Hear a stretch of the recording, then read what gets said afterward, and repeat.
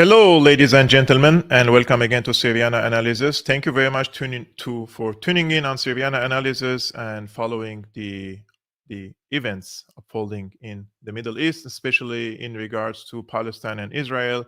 And I think it's very important for us to discuss together what's happening there for the sake of the region and also for the sake of the global peace. Because rest assured, guys, if this conflict goes out of control and if a wider regional war starts, God forbidden, then the flames of this war is not going to stop in the Middle East, but also probably in Asia, in Europe, and elsewhere. So it's very important for different parties and different countries and powers to get involved, to activate diplomacy, and to end this war as soon as possible. This is our approach on Syriana Analysis. After the last live streaming, I received some notes, some observations about my live streaming and what I said, and I thought about it carefully. So I want to share with you what I think at the beginning of this live streaming, so that there won't be any, let's say, misunderstanding between us and also between me and any other authority, whether it's in Germany or outside of Germany. First things first, I categorically do not support Hamas. If you followed my work in the past years, especially after I started my YouTube channel in order to report about the Syrian case, I have been attacking Hamas so many times, and I've been called a traitor, and I've been called so many names because of my criticism for Hamas. Okay. we have to put it on the side. I'm not a fan of the Muslim Brotherhood group. I'm not a fan of any Muslim Brotherhood group, and I'm not a fan of any Islamist religious group. So if we put this aside, we are on this channel for an independent Palestinian state, which is what the international law says, what the resolutions of the UN Security Council and UN General Assembly resolutions all say about the Palestinian case. Now, there is one note that I have to make before I continue this. Actually, there are two notes. The first one, in the past live streaming, I said that the Israelis compared the Palestinians to rats. That was not factually correct. They compared the people in Gaza to animals. They didn't specify the rats. They were the Nazis who used the term rats to portray their enemies, especially the Jewish people back then, which you know to what it led. This was the analogy of my argument that we shouldn't dehumanize and call the enemies such names because it could lead to dire consequences. So I wasn't comparing the Jewish people to or the Israelis in this regard to or their approach to the Nazis. This is, we have to put it on the side because there is so much talk about it, and I don't want to compare different eras to each other, and they're not right. Okay. And also, my opinion on this issue was when you dehumanize your opponent, you deprive them of their humanity. And then the president, for example, of Israel himself, he comes out and says that there are no innocent people in the Gaza Strip. And this is not me, this is him saying it, right? So Israel's president Isaac Herzog claimed in a press conference that there are no innocent civilians in Gaza. I quote, "It is an entire nation out there that is responsible," Herzog said at a press conference on the October 13th. Quote, "It is not true, this rhetoric about civilians not being aware, not involved. It's absolutely not true. They could have risen up. They could have fought against the evil regime which took over Gaza in a coup d'etat. International law is clear that belligerents who fail to distinguish between combatants and civilians are guilty of war crimes." This is not me saying it. This is the president of Israel, and this is coming from an Indian website, which Indian news outlet mostly are pro-Israeli. So what I'm trying to say here is you cannot compare your enemy to animals. And when you also say there are no combatants in the Gaza Strip, this leads to the current atrocities that are happening there. Okay, let's put this all aside. The second note is about, in the past video, I asked you guys to move to Rumble, and that's what I also would like also to ask you kindly. It's already, you can see on the screen, follow us on Rumble. It's very important because YouTube is not only demonetizing, but completely deplatforming people who are speaking about this particular case. So just in case I am deplatformed, the advice that I received from a colleague is that keep the live streaming going on YouTube as well, but ask your audience to move gradually to Rumble. So if you guys have a Rumble account, I kindly ask you to move to Rumble. There is the link in the description below. You can move it. You can move to Rumble so that I can gradually move my work as well to Rumble. But I will keep this live streaming as well going on YouTube as long as they haven't deplatformed me. I will keep broadcasting here, but I will ask my audience also to move to Rumble. So let's start with this serious stuff, right? In the past video, guys, I spoke about and I gave you my personal analysis about the aircraft carriers that the United States sent to the Mediterranean, and also the Brits have sent aircraft carriers. Those are very sophisticated aircraft carriers. They are carrying thousands of soldiers, sailors in it. They have air defense systems, they have fighter jets, they have technological means, they have jamming technologies. They are very, very sophisticated, let's say, equipment. And the Americans have sent this, I told you, to the Middle East or to the Mediterranean, not to deter Hamas, and not only to deter Hezbollah, but also to send a message to Syria and to threaten Syria. And I told you to finish the quote unfinished job, which is regime change in Syria. And I think this is a very alarming thing to say and to talk about, because nowadays we are talking about huge technological pieces are floating in the Mediterranean. And this is from the Reuters, guys. US aircraft carriers, what they bring to the Middle East. So this is not me saying it. This is from Reuters, and they have prepared this reportage. And I wanted you to also to watch this short reportage of Reuters in which they explain the what are these aircraft carriers about, what do they include, and why are they in the Mediterranean, and what are the names and all this stuff. Because for us, we need to understand that when I give you my analysis about certain cases, I also need you to understand why I believe that all these aircraft carriers are not about only Hezbollah or Hamas, but also there is a bigger player in the region which hasn't played yet its cards in this conflict, and that is Syria. Some people said maybe it's about Iran. Of course, they can be also about Iran, but the United States already has its own aircraft carriers and its own ships in the Arabic Sea, right? They don't need to hit Iran from the Mediterranean. They have their own equipment close to the Iranian regional waters. Anyway, so let's watch together what the Reuters has to say about these aircraft carriers. Check.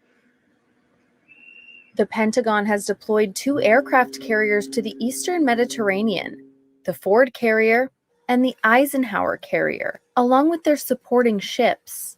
Washington says these massive warships are intended to send a message to the region as war rages on between its ally Israel and Iran-backed Palestinian militants Hamas. Here's a closer look at what that means. The Gerald R. Ford carrier is the U.S.'s newest aircraft carrier and the world's largest. It holds 5,000 sailors, a nuclear reactor, and an arsenal of missiles used to counter drones and aircraft. It can also hold more than 75 military aircraft, including fighter jets, and comes along with several supporting warships. The nuclear-powered Dwight Eisenhower Carrier Strike Group first carried out operations during Iraq's invasion of Kuwait. It has 5,000 sailors and can carry up to 9 squadrons of aircraft, like fighter jets, helicopters, and those capable of carrying out intelligence, surveillance, and reconnaissance operations. The carriers would bolster Washington's presence in a region that already hosts a number of U.S. military ships, planes, and troops. U.S. Secretary of State Antony Blinken said on Sunday the aircraft carriers are not meant to be a provocation but a deterrence to ensure the conflict does not expand throughout the region. Defense Secretary Lloyd Austin called them a sign of, quote, our resolve to deter any state or non-state actor seeking to escalate this war. But it might not be seen that way to others. Turkey, a long supporter of a two-state solution, has said the ships are meant to commit, quote, serious massacres in the Gaza Strip. And Iran has already threatened significant damages to the U.S. should the war escalate. So as you can see, guys, these ships or aircraft carriers are very, very advanced, and they carry also nuclear capabilities and reconnaissance technologies. And what they are meant to do is first to help the Israeli side in their intelligence operations, especially after their supposed or alleged failure in detecting the attack from the Hamas side. Two, in order to serve the Israelis as aircraft carrier, because if a war starts, definitely their air, I would say their air bases will be hit by whether Syria or Hezbollah. And this is what explains the defense minister of the United States statement, who said that this is a message or to deter any state and non-state actors. So as I told you, non-state actor is Hezbollah and the state actor is Syria, because for Iran, they have their own military equipment ready and they are close to the Iranian regional waters. This is about Syria, as I told you in the past video. And this is another article from Stripes. U.S. Navy ships in Mediterranean brings considerable abilities to help Israel if called upon. So what are these capabilities that we need to know about? Two U.S. Navy carrier groups being positioned in the Eastern Mediterranean Sea possess intelligence gathering and patrol capabilities that could boost Israel in its battle against Hamas. Of course, this is not, in my opinion, not true.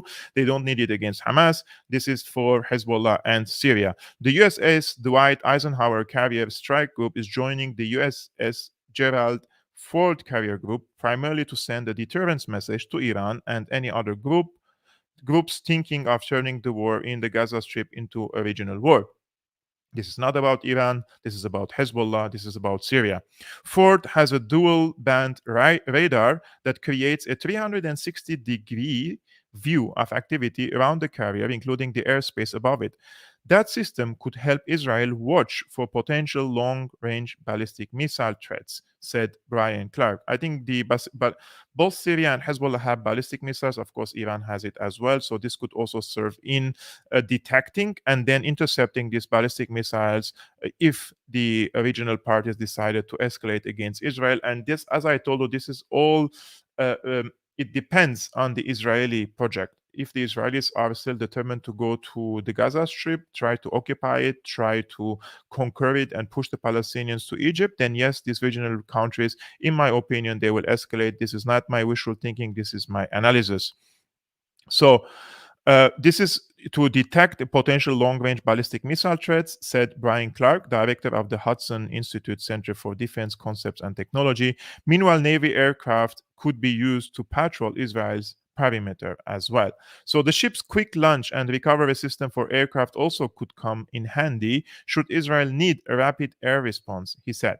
But if the conflict remains limited to Hamas and small scale skirmishes with Hezbollah at the northern border with Lebanon, it's unclear whether much help will be needed by Israel, which already has advanced intelligence gathering abilities. I believe if the Hezbollah side has not intervened in this, they will not need these aircraft carriers as it is argued in this article. That's very accurate, to be honest with you, because for the Israeli side, they have to choose now the path that they want to pursue.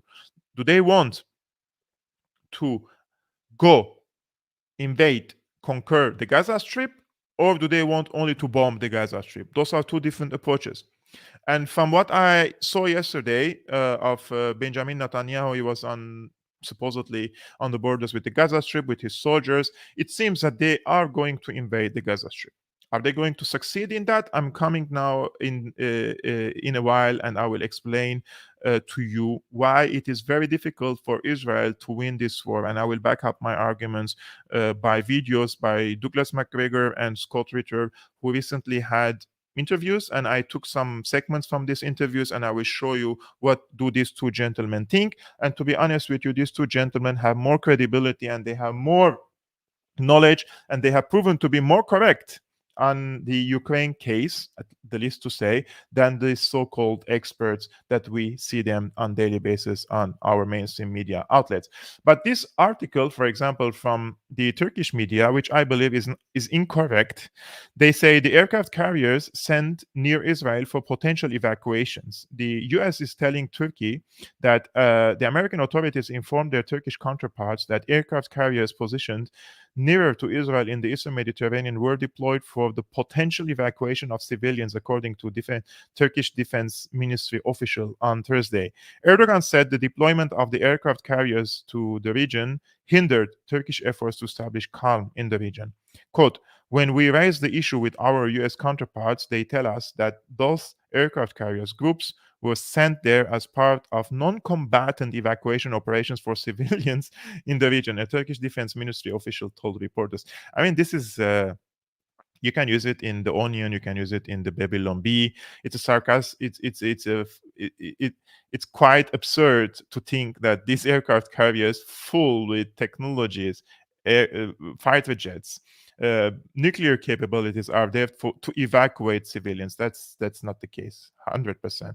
I think the Israeli side is just not telling the truth to the Turkish side here. U.S. Secretary of State Antony Blinken earlier said that deployment of the aircraft carrier battle groups to the region was not meant as a provocation, it's meant as a deterrent. Secretary of Defense Lloyd Austin said the presence of the USS Eisenhower and its affiliated warships signals Washington's ironclad commitment to Israel's security and our resolve to deter any state or non-state actors seeking to escalate this war.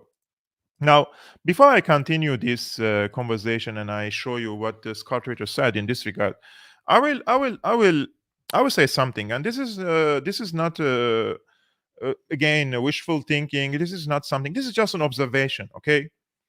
I'm old enough to remember that in 1967, when Israel waged its so-called preemptive attack against Egypt, against Syria, against Jordan, and against the Palestinian territories. In 1967, in 6 days, guys, 1, 2, 3, 4, 5, 6 days, they occupied the Gaza Strip, they occupied the West Bank, they occupied the Golan Heights, and they occupied the Sinai. Guys, can you please, let's repeat that. In 6 days, they defeated 3 armies. They occupied the Golan Heights from Syria, they occupied the West Bank, they occupied the Gaza Strip, and they occupied the Sinai. Israel became like a very huge country in 1967. And only in 1973 war, after Egypt and Syria waged an offensive against the Israeli side to reconquer these territories, they managed to liberate the Sinai and part of the Golan Heights. Most of the Golan Heights still in the hands of the Israelis. The Syrians only liberated Al-Qunayjira. We are in 2023. Israel has been mobilizing now for 2 weeks over 300,000 reservists are mobilized in front of tens of thousands of soldiers are mobilized, Israeli soldiers are mobilized and waiting for an order to invade the Gaza Strip. And for 2 weeks, they haven't invaded yet. We're waiting. And why is that? Right? This is a serious question. We need to understand why. Because all the circumstances in the region have changed. And the players in the region mostly are not relying on conventional warfare like it was the case in 67, in 73, in 82. I think the Syrian side, the Lebanese side, the Iranian side, although they have conventional armies, but they realize that it's very difficult to win against Israel in a conventional warfare where Israel has aerial superiority and has nuclear weapons, right?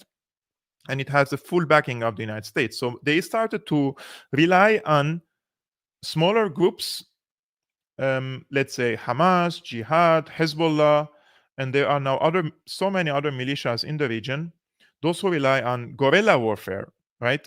And the Israeli side, up until this moment, face to face of any Israeli soldier against any soldier from Hezbollah, I think the balance of power, individually speaking, is in the favor of Hezbollah, is in favor of Hamas.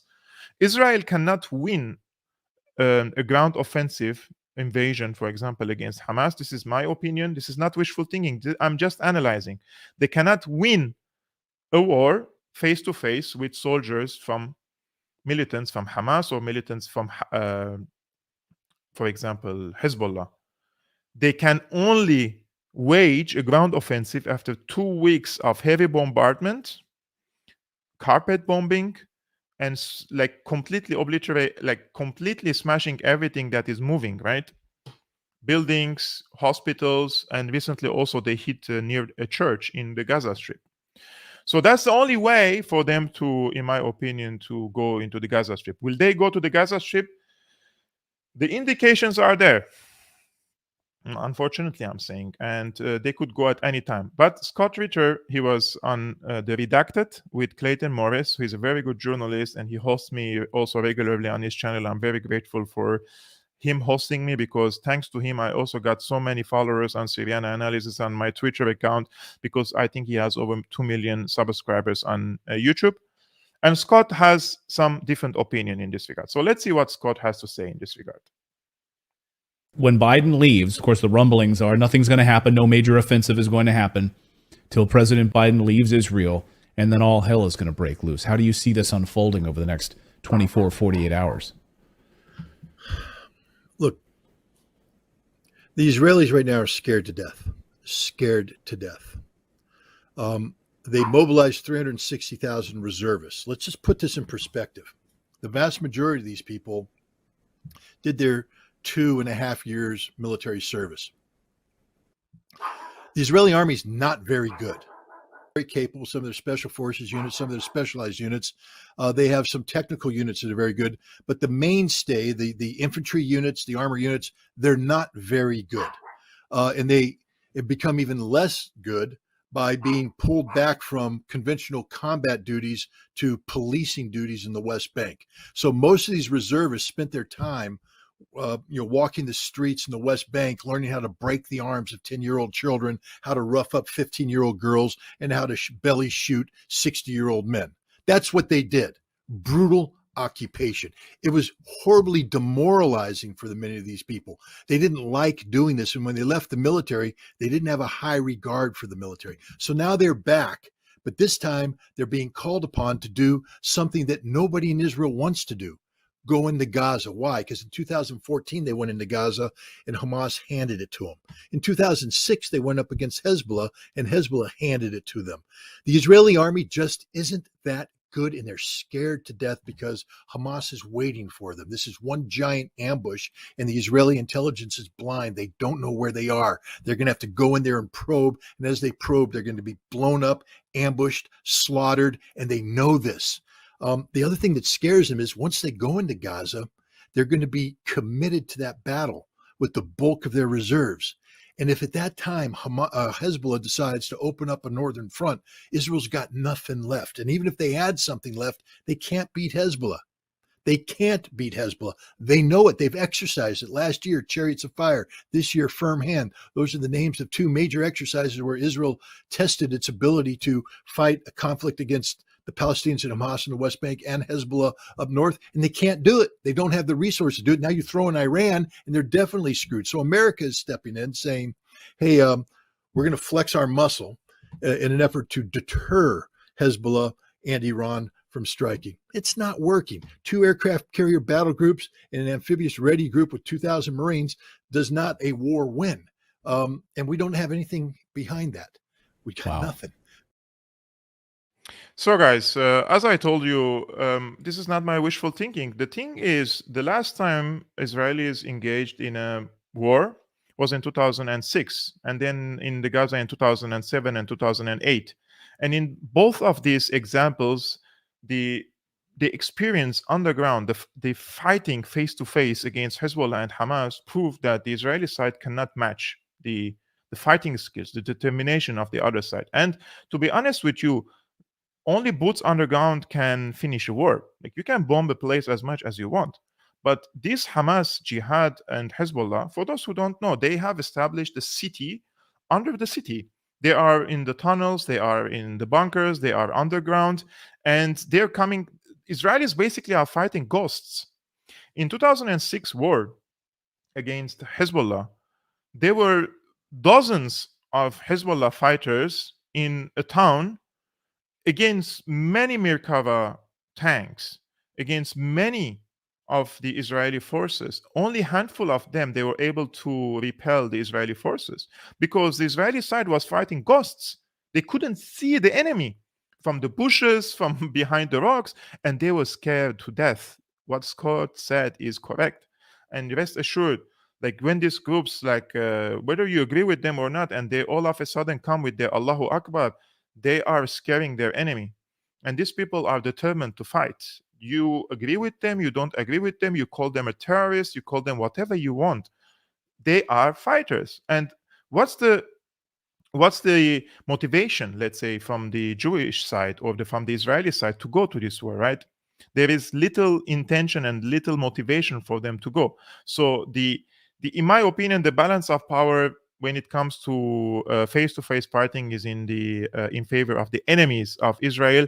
And they need now aircraft carriers from the United States, from the Brits, to come to the Mediterranean in order to deter Hezbollah, because they know they will lose the war if Hezbollah intervenes.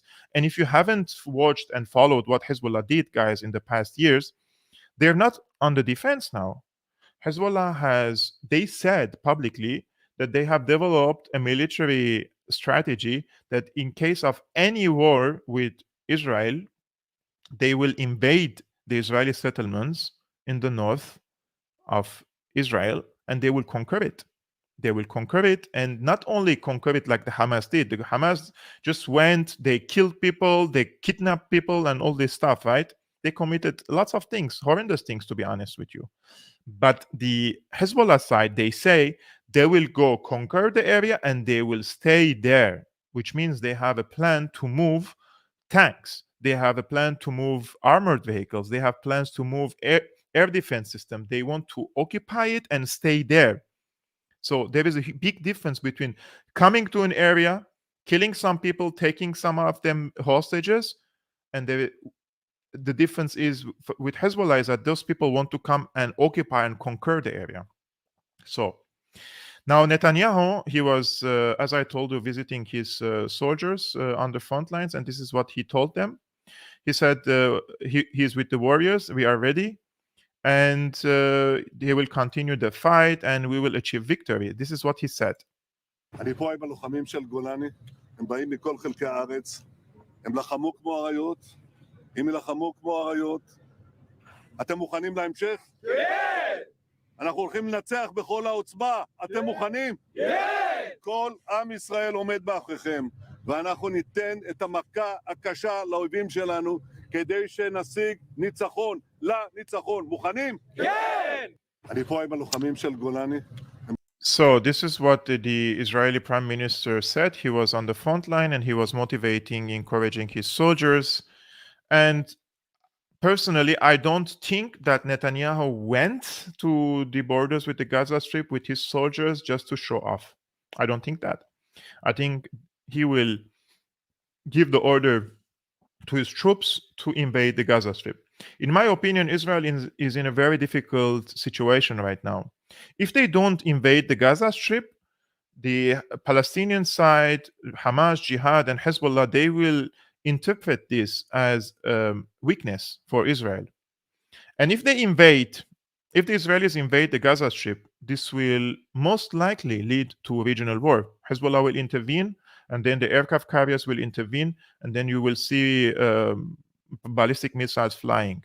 And if the Americans threaten Syria or threaten the Russian Navy and the fleet there, as Putin said yesterday, he gave the order to his aerospace and his air force to conduct regular 24/7 patrol over the Black Sea. I think he mentioned MiG-30. And these MiG-30s are carrying the Kinzhal missiles. Those are hypersonic missiles, and they can fly between 1,000 to 2,000 kilometers with the speed of 10 Mach. So do your calculations, guys. I'm not good in math. Last time I mentioned some I calculated it and I said it was like 1,000 kilometers per hour, and then it turned out that's false. I think 10,000 kilometers per hour. So do your calculations, or let me know in the comments maybe if some of you know what does that mean. Now, Scott, he discusses this exact case after the Benjamin Netanyahu's visit to his troops. Let's take a look what he says. And so if they come, so I think what's going to happen is that Biden is going to try and talk some common sense into Netanyahu and let him know the hard reality that, yeah, we flexed our muscles here, but if Hezbollah comes across the border, we'll bomb them, but we can't stop them. It's up to you. And if you can't stop them, you're screwed. And so you might want to think about coming up with a different solution than the one you're picking right now, a full-faced invasion. There's a lot of things go behind the scenes. The Israelis aren't as good as everybody thinks they are. They're very scared. Netanyahu's very weak. Remember how weak he was moving into this before the Hamas invasion. He was getting ready to collapse because of what he was doing with the judiciary and the reform, the rewriting of basic law. Hundreds of thousands of Israelis were in the streets. It's gotten worse for him because everybody's blaming. He was Mr. Security. I will protect you. I am the man. And look what happened. Nobody trusts him. There's a lot of Israeli talk going on, a lot of hot air coming out of the mouthpieces of Netanyahu's minions. None of it's backed up by reality. And the fact is, Israel's extraordinarily weak, extraordinarily exposed, extraordinarily scared, and America doesn't have a solution for them. So, guys, some of you say in the comments it will take between 2.5 to 3 minutes. Some of you say it will hit its target in 6 minutes, as I can see in the comments on YouTube. So, apparently, these missiles, the Kinzhal missiles, let's agree, they can hit their targets in the Mediterranean, let's say maximum in 10 minutes if they want to. If the Americans threaten the Russian presence or the regime in Syria, because I personally believe these aircraft carriers are not for only Hezbollah, but also for Syria, as I told you. And in this regard, also Douglas McGregor, he's also a very famous military expert, and he was also an official in the past for the American administration, I think under Obama. He also shares the opinion of Scott Ritter in this regard, and he thinks that this is an unwinnable war for the Israelis. But before I show you this video, I would like to ask you this question, because Scott believes that Biden went to Tel Aviv and he told Bibi Netanyahu that he has to change the perspective, he has to change the plan. He told him that he has to go with a realistic approach, because the unrealistic approach is the invasion of the Gaza Strip, according to Scott Ritter. The realistic approach is what exactly? And do you believe that the Biden administration has, or Biden himself told Bibi to pursue a realistic approach? Because to be honest with you, as I told you, the realistic approach that Scott is saying is not invading the Gaza Strip. And if the Israelis do not invade the Gaza Strip, wage ground invasion, the Hamas side, Jihad side, and Hezbollah side, they will consider it a victory for themselves. So in both cases, I see that it's a very hard choice for the Israelis. Let me know, guys, your opinions in the comment below while I'm playing this video for McGregor. I would like to read your opinions as well. So this is the video, Douglas McGregor. Let's take a look together, guys. How can we, the United States and the West, avoid Armageddon? Well, that's the question that should be on everyone's mind in Washington, and sadly, it seldom comes up. I think the greatest challenge for Americans, even more than for the Israelis, is to understand just how profoundly the world we live in has changed since the last major war that the Israelis were compelled to fight, and that was in 1973. Some of your observers and audience may remember in 1973, Israel was attacked by the Syrians in the east and the north, and at the same time attacked from the south and the west by Egypt. The problem was that Egypt had very limited goals. The Egyptian president was not interested in destroying or eradicating Israel. He simply wanted to regain control of the territory that had been lost in 1967. So he moved across the canal, set up a defense, and that was as far as he went. The Syrians, of course, did try to break through, and that was somewhat desperate for a period of time, but the Israelis were able to meet that threat first before turning their entire attention to Egypt. This time, the situation is very different. First of all, the weapons have changed. The arsenal of rockets and missiles in the region is enormous. People are quoting numbers in the realm of 130,000 rockets and missiles from Hezbollah alone. We don't even need to mention others in the region. That kind of arsenal is enough in and of itself to destroy much of Israel. But then you have a problem with Hamas and Hezbollah and the rest of the region, and that is the rest of the region is as sick of Israel as much of the world, and Europe is sick of us. And what I mean by that is that we are on the threshold of total war. That's what no one seems to understand. If the Israelis march into Gaza, which I think would be a very unrewarding exercise for them, but nevertheless, they seem determined to do it. If they do, they will not only lose soldiers, they will fail to root out the thousands of Hamas fighters that are there. They'll get some, but they won't get them all. They will not improve their position at all with the people of Hamas or the people living on the so-called West Bank. And the rest of the region is prepared to go to war. You have to stop and think about it. It's not just Iran. In fact, Iran has militias that can attack us, anyone who works with us in Iraq and Syria. That's one part of the problem. The Iranians are not going to try to lob theater ballistic missiles at Israel because the Israelis have said they would use a nuclear weapon. But Turkey is different. And the Turks have an unhappy record with the Israelis. Just a few years ago, they tried to deliver humanitarian aid to Gaza. The Israelis boarded their ship, killed some of their citizens, and turned back the aid. This kind of thing did not cultivate support and friendliness in Turkey. And remember, Mr.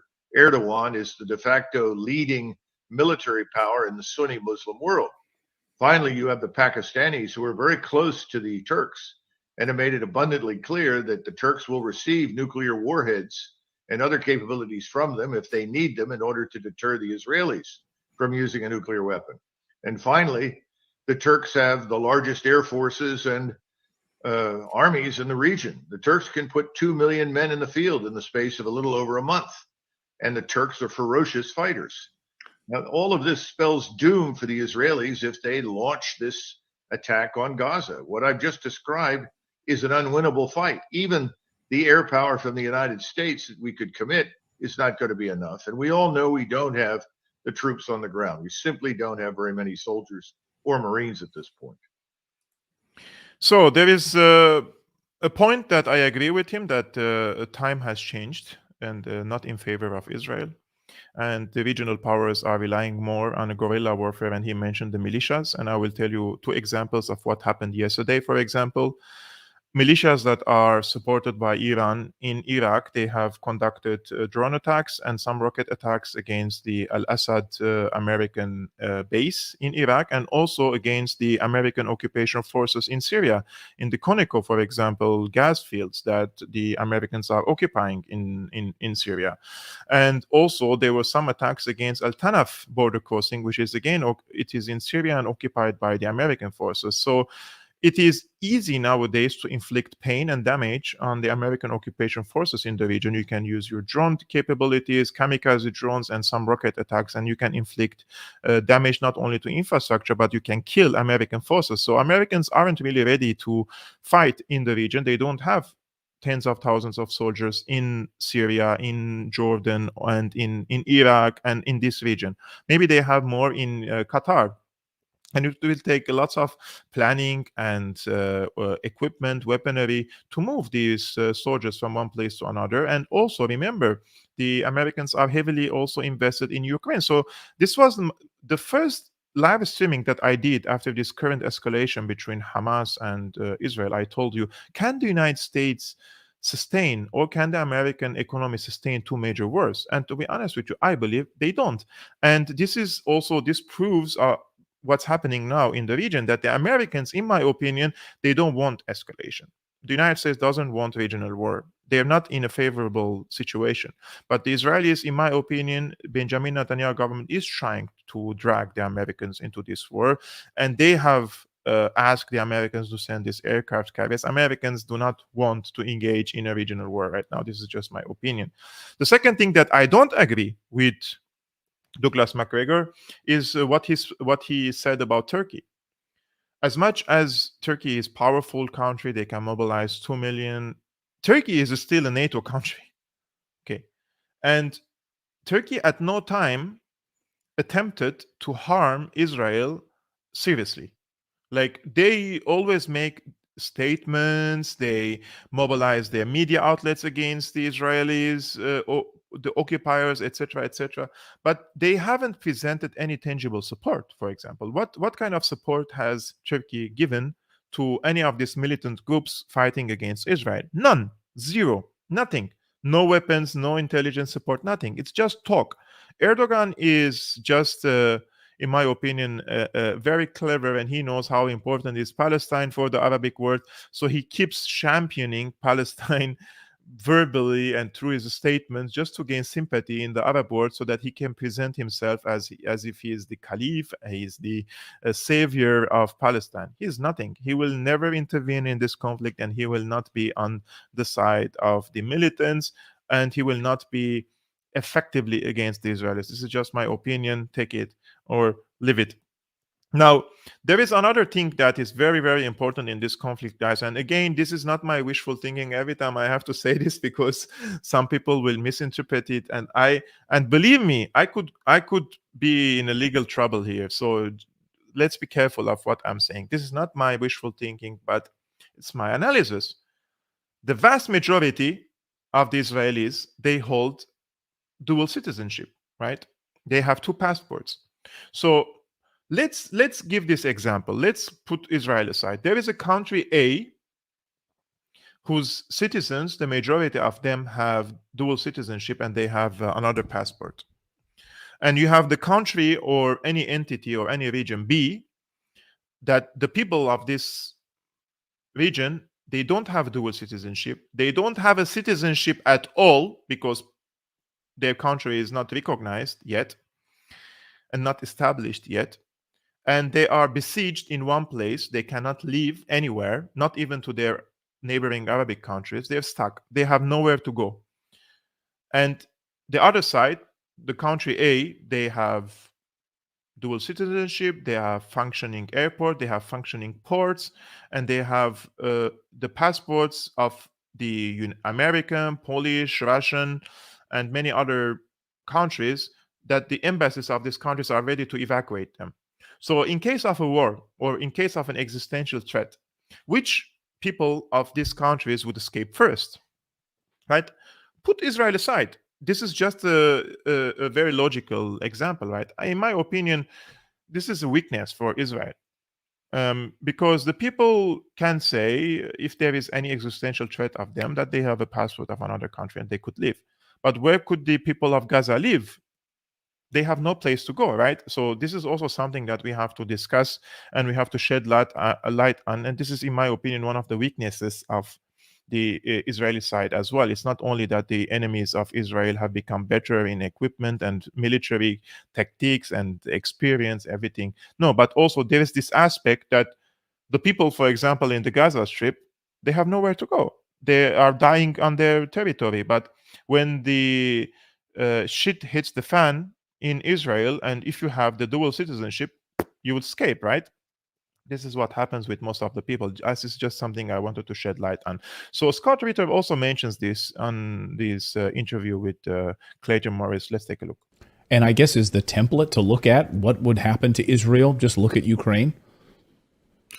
It would be worse than that because Ukrainians right now don't have a place to run to. Millions of Israelis have dual citizenship, and they'll just leave Israel. I mean, that's the death of Israel. Every Israeli I've talked to said we can't. This happened in 1991 when the Iraqi Scuds came in. One of the big things they were saying is it's not so much the damage, physical damage that the Iraqi Scuds are doing, it's the emotional and psychological damage it's doing to Israelis. If we can't get the European Jews and the American Jews to want to come here and stay here, it's over for the Israeli experiment. And if Hezbollah can come in and threaten northern Israel, if Hamas can continue to threaten, it's over. People will flee. Millions of people will leave and they will never come back. And that's it for Israel. So I think right now Israel's in a very difficult situation where the Israeli experiment has been shown to be a failure. And now the question is, how do you get out of this? They're going to have to come up with a solution for Palestine, one that's acceptable to the Palestinians. And Israel no longer has the superior position where they get to dictate outcomes. They're actually going to have to negotiate. And this is where the United States could be of great benefit. But we can't because we continually shoot ourselves in the foot by opening our mouths and threatening war with people when we can't beat them. What do you think, guys, is the solution for the Palestinians? What is the peaceful solution, in your opinion, for the Palestinians in this case? Scott says that we have to find a solution, and the Americans aren't able to play this role. What's the solution, in your opinion, for the Palestinians to have a state?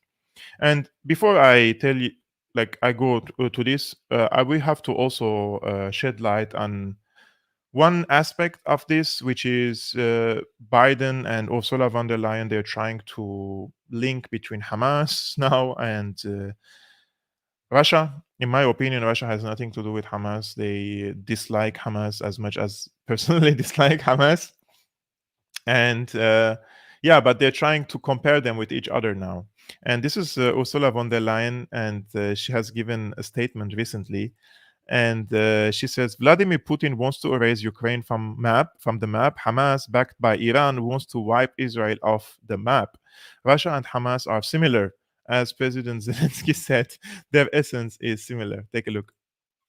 Vladimir Putin wants to wipe Ukraine from the map. Hamas, supported by Iran, wants to wipe Israel from the map. Russia and Hamas are alike. As President Zelensky has said, their essence is the same. In my opinion, this is very desperate now, what she's doing. And this woman is so disgusting, man. And she's speaking in the name of the Europeans. She doesn't represent the foreign policy of the European Union. She's the head of the European Commission, and she's speaking in the name of all the Europeans, and she's not even elected by the Europeans. And I'm like, I'm not even a European. I don't have any dual nationality. I don't have a German citizenship. I'm not not even European passport, nothing, you know. It's I'm just a Syrian, and I feel like, who's this woman?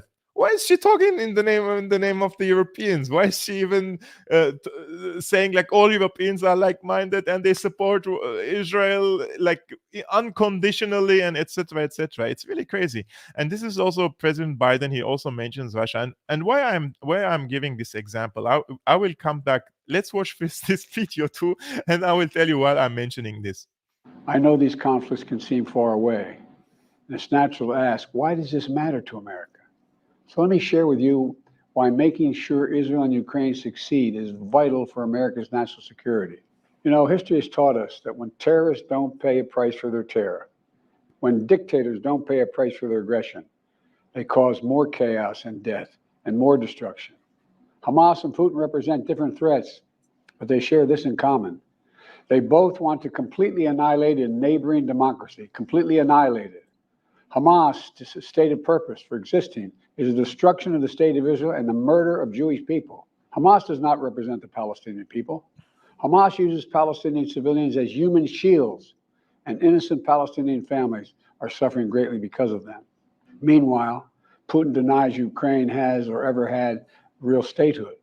And just 2 weeks ago, he told the world that if the United States and our allies withdraw, military support for Ukraine would have, quote, a week left to live, but we're not withdrawing. By the way, if you watch this video on Adobe Premiere, just put the video and listen the voice. There were so many cuts in it. I think this is a grandpa abuse. Like, this man is done. Like, his brain is not really functioning well. He's really tired. He needs to retire, and they're just abusing him and using his name. You know, it's really sad to see that the United States, maybe some people say it's not sad, thank God that the Americans have a president like this, but it's very dangerous to have a weak, docile man like Biden in a position of power. This guy cannot form two sentences without a teleprompter, cannot speak fluently, cannot formulate his ideas in a correct way.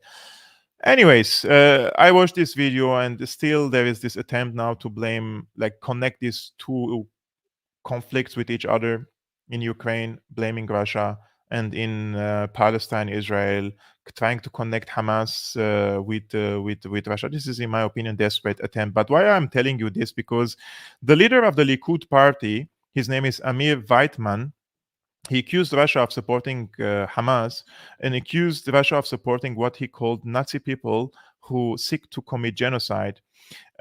He said also, he was on RT, and he said that, quote, Russia will pay the price for its alleged support for Hamas and other proxies. He said, I quote, I understand you are on the Russian payroll, because he was speaking to the journalist.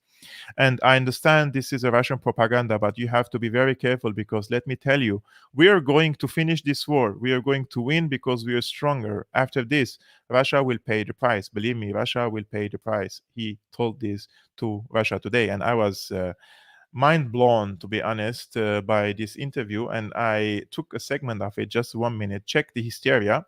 In my opinion, this hysteria shows the state of mind in Israel. Take a look. And if you are not able to understand that, and I get, with all due respect, that I understand you're on the Russian payroll, and I understand this is a Russian propaganda, but you have to be very careful, because let me tell you, we're going to finish this war. We're going to win because we're stronger. After this, Russia will pay the price. Believe me, Russia will pay the price. Russia is supporting the enemies of Israel. Russia is supporting Nazi people who want to commit genocide on us, and just Russia will pay the price. Russia also. Now, listen to me very carefully. We are going to finish with these Nazis. We're going to win this war. It's going to take the time it's going to take, but we're going to win this war. Afterwards, we're not forgetting what you are doing. We're not forgetting. We will come. We will make sure that Ukraine wins. We will make sure that you pay the price for what you have done. You as Russia, and you and as all the enemies of Israel, and you as all the people who are now making everything they can to support genocide of the Jews in Israel. We are not forgetting. We are not forgetting. Remember exactly what I'm saying now. You will pay the price.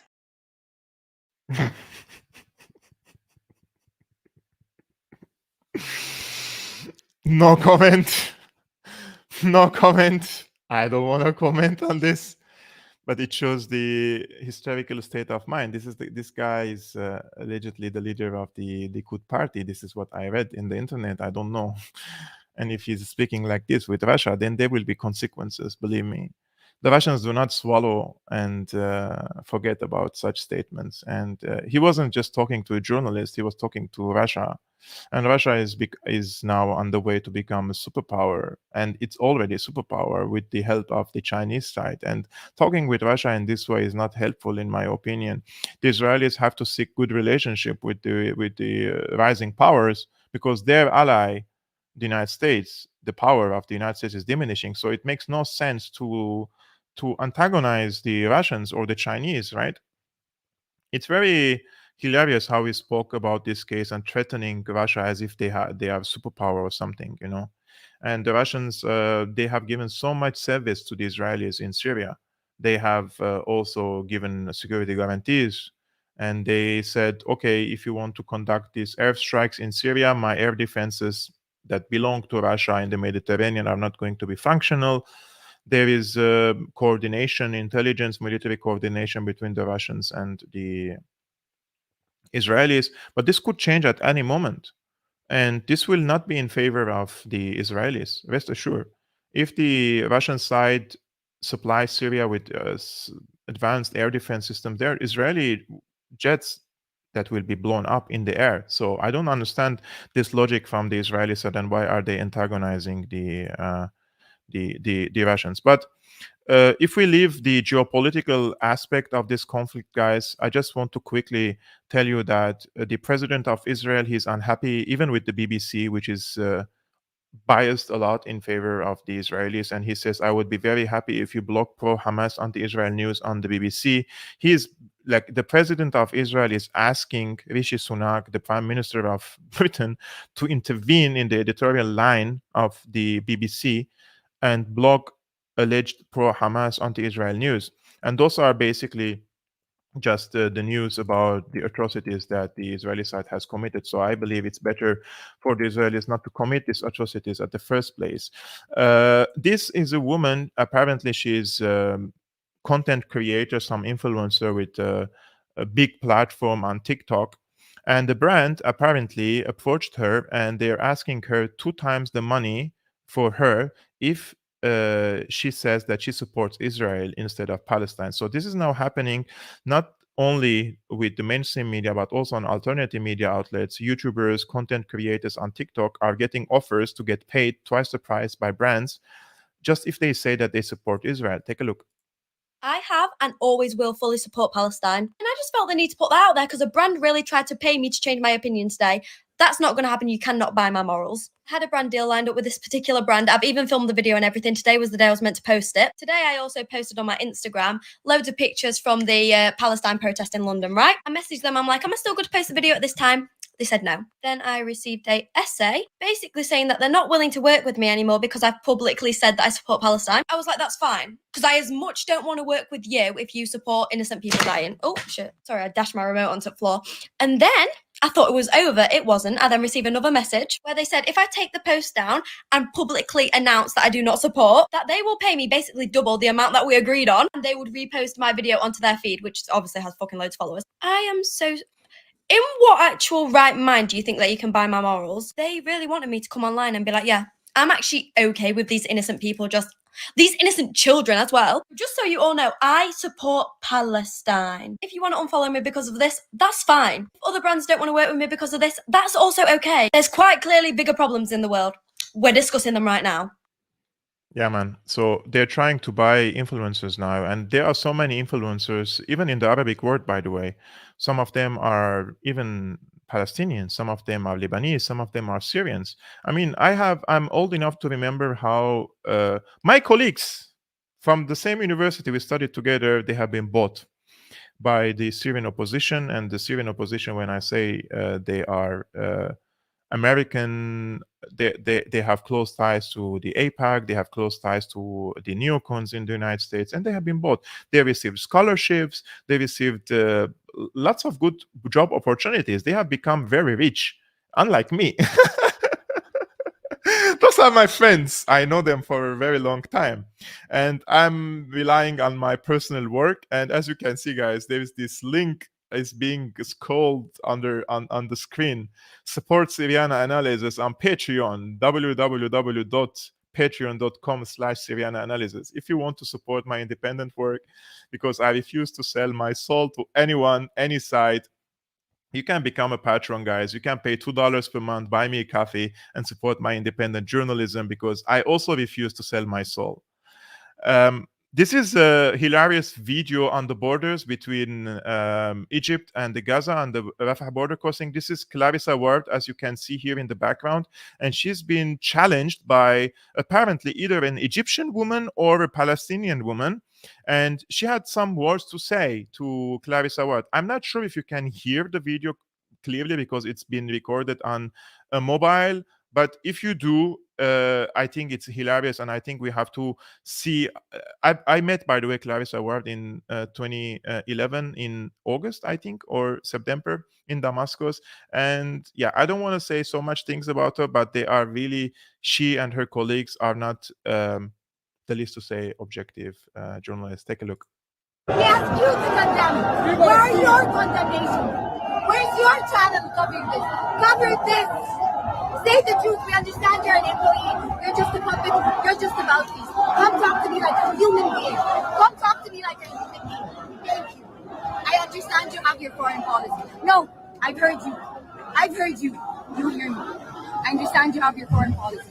I understand you speak for your government. I understand you represent your government. But that being said, you're a country that's claimed free speech. Your customized democracy is actually what led to Hamas. And now we are watching an occupation, and we are watching the result of your silence, of your misrepresentation of Arabs. Yeah. Man, this woman is so brave, man. The way she's speaking, she's not even shaking while she speaks. And this is the part 2. I don't know why they didn't post it like just one clip, and there are 2 parts of it. Take a look. And we stand with the Palestinians, and we stand with Arabs, and they try and change the narrative because you own the narrative. See, this is our problem. You own the narrative. You own the United Nations. You own Hollywood. You own all these mouthpieces. Where are our voices? Our voices need to be heard as well. We've been watching your channels, and instead of mourning our dead, instead of mourning these Palestinian children, we've been having to deal with more dehumanization of Arabs. Do you feel, guys, the pain in her voice? This woman is speaking from the bottom of her heart, right? And she has all the right to condemn and challenge Clarissa Ward and her colleagues. They have done horrible job also in my country, Syria. They haven't been one-sided. If they were only one-sided, that's fine. They participated in covering crimes against humanity, ethnic cleansing, genocide against the Syrian people. They have legitimized the regime change war of the CIA, which killed over 500,000 people. And similarly, now they are doing similar job in this conflict in Palestine, Israel. And these people, as she mentioned, they are mouthpieces. They're not journalists. Those are soldiers. And these journalists are soldiers serving the establishment. And they know that, and they're doing it willfully, and they're receiving all these prizes and all these, they become very famous, and their faces are on the front magazines, and they are badass, brave women in war zones. And yeah, financially also, it's very, very, very, I would say, profitable to be like Clarissa Ward and other journalists in the CNN or BBC. I always wanted to make these live streamings around 1 hour, but just one thing I want to show you. I want to show you this because this is a girl. She lost her mother, because on this channel we also share human stories, and I want to show you this video. She lost her mother and she's looking for her mother. And why I'm sharing this video, first take a look and I will tell you why.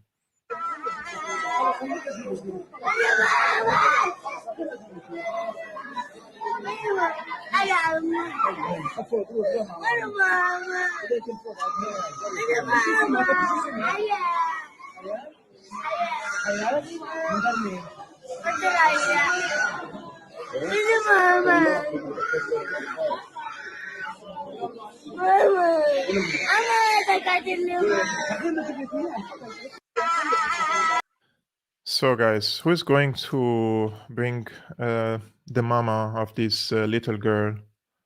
She's dead. Was she Hamas? Was she militant? Was she being used as a human shield? Like Ben Shapiro says, this crook person. Why I'm doing these videos, guys, I'm not supporting Hamas. I'm not a supporter of Hamas. I'm showing you the human suffering in Palestine. Palestinians deserve to have an independent state. They deserve to have a dignified life. And these children whose parents were murdered and they have been brutalized all these years, decades, what do you think the outcome is going to be? This little girl will grow up, she will get married. If she has sons, they will go and join groups like Hamas and Jihad, because they are the only ones who tell the Palestinians, okay, we will fight for you and we will fight for your rights. And this, we have weapons and we will take revenge and we will avenge, right, for your loss. This is what brings Hamas and Jihad. This is the purpose of these live streamings. I want to show you why there is Hamas. I mean, before Hamas, there was the PLO. They also demonized the PLO. They also demonized the left-wing parties. They demonized the communist parties. They demonized any armed group, right? And even non-violent groups, let's say, unarmed groups. So they didn't leave any place for the Palestinians to have a healthy political life, to establish a state. They have destroyed every aspect of the Palestinian statehood and the livelihood of these people. That's why I'm sharing these human stories with you, because it's very important for us to speak up against injustice and ask for the establishment of a Palestinian state. If you remember in the last video, guys, I showed you the last post of my friend Noor. Noor said, like, she's writing here, it's an ethnic cleansing, and then here she says, I'm alive, it's just that I don't know what to say anymore. Ask for help, report the latest, post photos of dead babies, ask for water. What exactly will help? We are losing faith. I shared with you her Facebook post yesterday, and she's under constant bombardment from the Israeli side. And today, thankfully, her hubby and her family, they posted this photo. They are still alive, thankfully. And yeah, it breaks my heart. I know her for at least 10 years now, when I used to work in Beirut, and she was our correspondent in the Gaza Strip. These people have nothing. Like, what is it wrong? Why is it wrong just to ask these people to have the right to leave, right? Anyways, this was our live stream, guys. I'm very happy and grateful for all of you joining me on Syriana Analysis. And I would like to kindly, guys, ask you to also subscribe to Rumble. As you can see, the link here. Follow us on Rumble, rumble.com/user/Syriana Analysis, or just search Syriana Analysis on Rumble. Follow us also there, because I'm sure they're going to come after my channel and deplatform me and demonetize me here, so we can also stay in touch there. And if you want guys to support my independent work so that I continue bringing you content like this, you can become a patron. Again, the link is on the screen. It's very important for me to stay independent and survive, because we are living in a jungle, and believe me, I could lose my income at any moment. So your support is highly appreciated, and I will see you very soon. Ciao.